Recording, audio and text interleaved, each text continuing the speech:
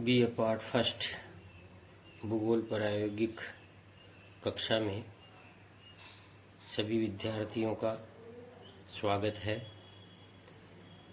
प्रायोगिक पाठ्यक्रम में सांख्यिकी विधियां चल रही हैं। इस व्याख्यान से पूर्व आप लोगों ने मीन और मोड का अध्ययन किया। मोड में खंड श्रेणी में किस तरह से मोड ज्ञात किया जाता है उसके बारे में अभ्यास किया। आज के व्याख्यान में शतत श्रेणी में बहुलक ज्ञात करना, यानी शतत श्रेणी में क्या होता है? शतत श्रेणी में वर्ग अंतराल होता है। शतत श्रेणी में वर्ग अंतराल रहता है और आवृत्तियां दी हुई रहती हैं। अतः इस विधि में दोनों विधियों से, यानी शतत श्रेणी में दोनों विधियों से, एक तो निरीक्षण और दूसरा समूहन से बहुलक ज्ञात करते हैं। निरीक्षण से देख लेते हैं कि किस वर्ग अंतराल में सबसे ज़्यादा आवृत्ति है, और अधिकतम आवृत्ति को देखते हुए हम उसमें इस सूत्र की सहायता से जेड बराबर, यानी बहुलक बराबर L plus F1 minus F2 upon 2F1 minus F0 minus F2 into i. इसका एब्रिविएशन देखें तो जेड का मतलब है ये बहुलक का निशान है, संकेत है।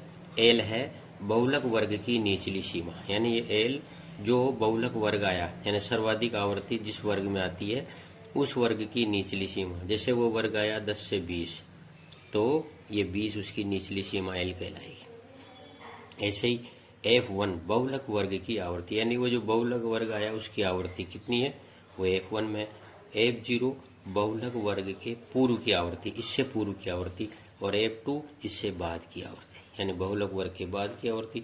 और आई का मतलब है वर्ग अंतराल, यानी कितना अंतराल है वर्गांतरों के बीच में। इस सूत्र के आधार पे हम जो है बहुलक ज्ञात कर लेते हैं। उदाहरण लेते हैं।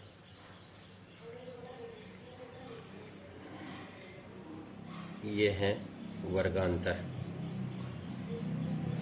और ये है आवृत्ति। 0 से 10, 10 से 20, 20 से 30, 30 से 40, 40 से 50, 50 से 60, 60 से 70 और 70 से 80। और इनमें आवृत्तियाँ हैं 5, 7, 10, 12, 8, 7, 5, 12 और 10, 22 और 12, 34 और 8, 42 और 5, 47 और 2, 49 और 1, 50। ये कुल आवृत्तियाँ 50 हैं और वर्गांतर दिए हैं। तो सबसे पहले क्या करेंगे, हम इनका पहले दो दो का समूह बनाएंगे। 7, 5, 12, 10 और 12, 22, 8, 5, 13, 2 और 1, 3। अब पहली संख्या को छोड़कर दो दो के समूह बनाएंगे।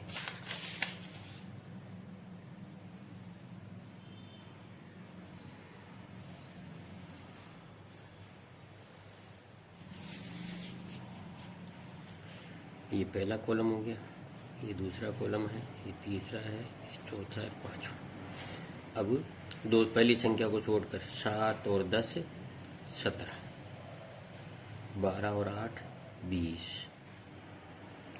5 और 2, 7। अब एक संख्या रहेगी इसलिए कॉलम नहीं बना। अब 3 3 के समूह बनाएंगे। 7, 5, 12 और 10, 22 और 12 और 8, 20 और 5, 25। आगे दो ही संख्या बचती से नहीं बनेगी। पहली संख्या को छोड़कर फिर 3 3 के कॉलम बनाएंगे। 7 और 10 और 12, 22 और 7, 29, 8 और 5, 13 और 2, 15, ये 15। अब दो संख्या को छोड़कर 3 3 के समूह बनाएंगे। पांचवें कॉलम में 10, 12 और 8, 22 और 8, 30 और 5, 2, 7 और 1, 8।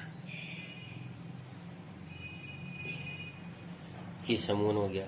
अब इस समूहन के बाद हम टेली मार्क्स करेंगे। टेली मार्क्स में वापस संख्या हो गया तो इधर लिख लो या फिर बना लो। अब सबसे अधिक आवर्तियाँ पहले कॉलम में 12 है तो ये 12 पे एक टेली मार्क्स हो गया। फिर दूसरे में है 22, ये है 20 और 30 में, ये 22, 20 और ये 30 में। फिर है 20, 30 और 40 में, ये 30 और ये 40 में। फिर है 25, ये है 30, 40, 50, ये 30, 40 और ये 50। फिर है 29, 29 है 10, 20, 30, ये 10, 20 और ये 30। फिर इसमें है 30, ये है 20, 30, 40, 20, 30, 40। अब ये सर्वाधिक आवर्तियाँ किस में आई? सर्वाधिक आवर्तियाँ इस समूह में आई। तो ये हो गया एल, यानी ये मध्य का वर्ग हो गया। ये बहुलक वर्ग, बहुलक वर्ग की निचली सीमा, इसकी आवर्ती है 12, ये F1। इससे पूर्व की आवर्ती हो गई F0, इसके बाद की आवर्ती हो गई F2। समझ में आ गया? वैसे निरीक्षण से देखें अपन तो भी निरीक्षण से भी सबसे अधिक आवर्तियाँ इसी में है, ये 12, और समूहन विधि से भी इसी में आई 12। तो जो सर्वाधिक आवर्तियाँ आई वो वर्ग की निचली सीमा एल हो गई। उस बहुलक वर्ग के जो आवर्ती है ये 12 है, ये F1 हो गई। बहुलक वर्ग के पूर्व की आवर्ती 10 है, ये F0 हो गई। बहुलक वर्ग के बाद की आवर्ती 8। अब इसको हम सूत्र में रखेंगे, Z बराबर L F1 minus F0 upon 2F1 minus F0 minus F2 into i. इस सूत्र में रखेंगे हम। अब इस सूत्र में निकाला तो Z बराबर क्या हो गया? L1 कितना है? L है 30 प्लस F1 है 12 माइनस F2 है 8 बटे 2 इंटू F1 है 12 माइनस F0 है 10 माइनस F2 है 8 इंटू आई कितना है? अंतराल इन सब में 10-10 का है, इसलिए ये आई 10। अब इसको हल करेंगे। Z बराबर 30 प्लस 12 में से 8 गए 4, 12 दूनी 24, 24 में से 10 और 8 18 गए, कितने हो गए? 18 6 24 इंटू 10। Z बराबर हो गया 30 प्लस 10 चौक 40 बटे 6। तो ये Z का मतलब 40 बटे 6 का मतलब हो गया 6 छंग 36, 4 बज गए 6 छंग 36, 6 छंग 36, 30 और 6 36.66, ये आंसर।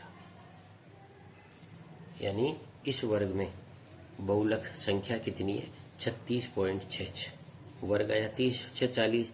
अब एक संख्या नहीं निकली तो हम सूत्र से निकालते हैं कि एक संख्या, क्योंकि यहाँ वर्गांतर में दी हुई है पदमूल्य।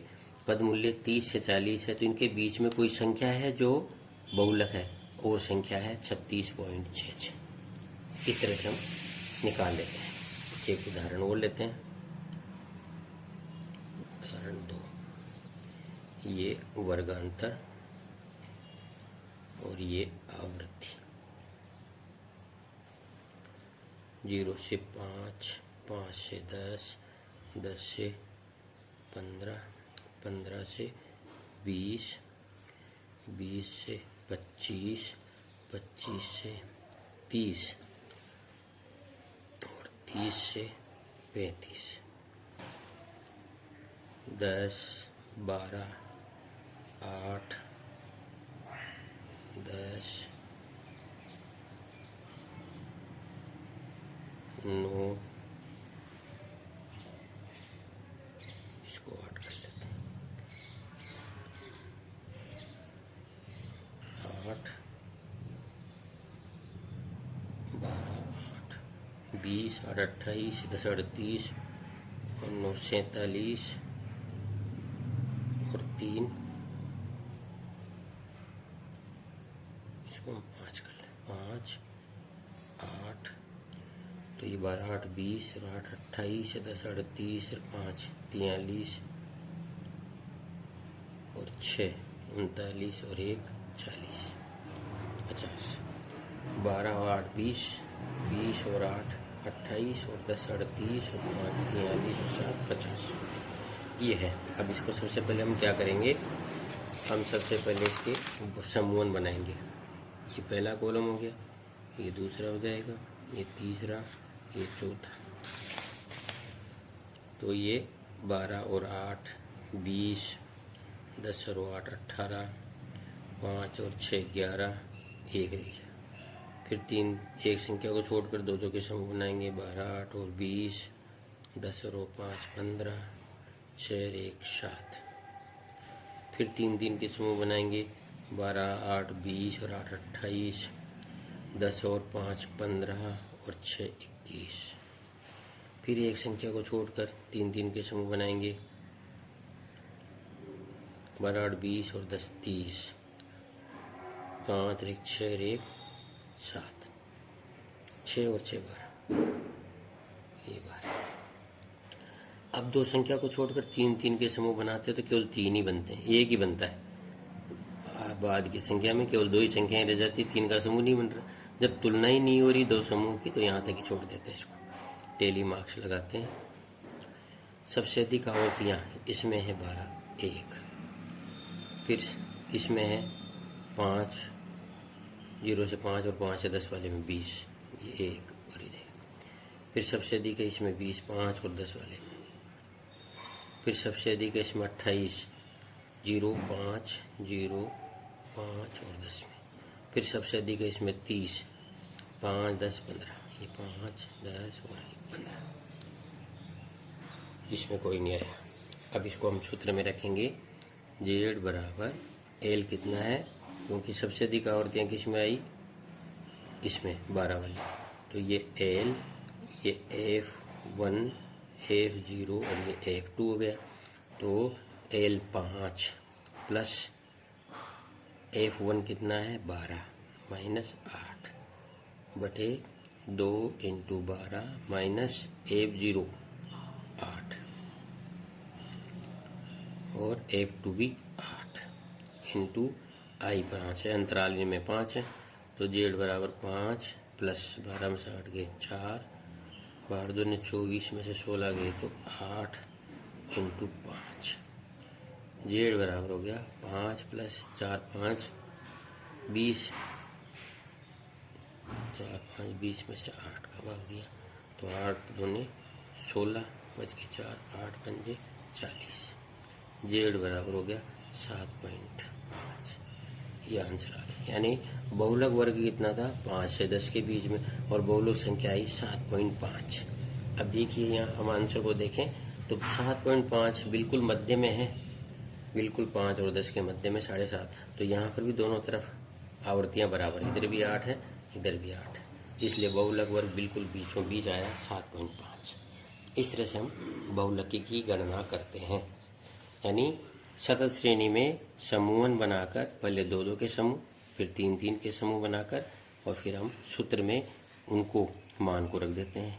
जो सर्वाधिक आवृत्तियों वाला आया उस सर्वाधिक आवृत्तियों वाले वर्ग को हम बहुलक वर्ग मान लेते हैं और उसकी नीचे की सीमा L, उसकी आवृत्ति 12, उससे पूर्व की उसकी आवृत्ति F1, उससे पूर्व की आवृत्ति F0, उसके बाद की आवृत्ति F2 होता है और इसको सूत्र में रखकर बहुलक ज्ञात कर लेते हैं। इस तरह से हम बहुलकी की गणना करते हैं। आज के व्याख्यान में ये दो उदाहरण से आपको बहुलक याद करने की क्रिया को समझाया है। इसे आप घर पर भी कुछ अभ्यास उदाहरण लेकर और भी अभ्यास कर सकते हैं। धन्यवाद।